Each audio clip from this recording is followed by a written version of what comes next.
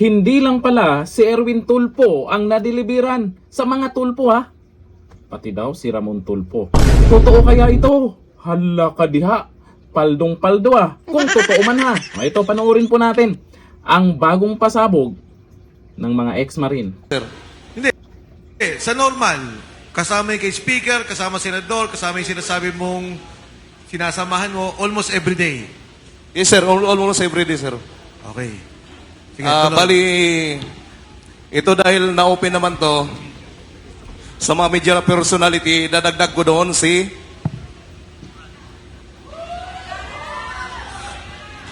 Ramon Tulfo. Saan?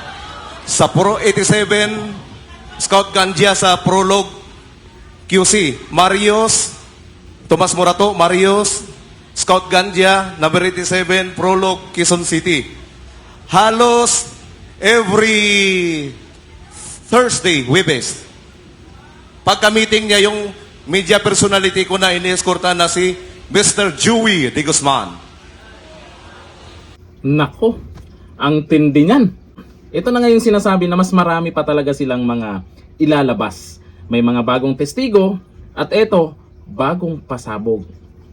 Hindi lang pala si Erwin Tulfo, pati si Ramon Tulfo. Kaya naman pala ganyan bumanat sa social media.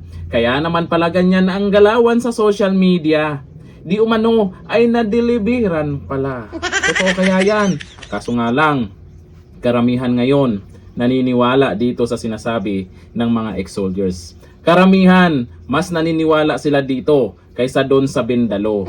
Karamihan, nakaabang bawat sasabihin ng mga ex-soldiers. Pansin nyo sa mga viewers, kahit sinong mga naka-live, may ilang media pa rin naman tayong mapagkatiwalaan. Iilan na lang kasi, ayun, may mga nabanggit na kung sino-sino yung nabigyan di umano.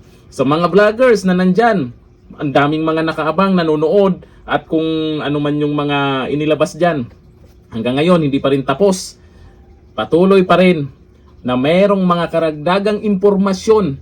Yun nga lang, depende pa rin sa mga tao kung kanino maniniwala.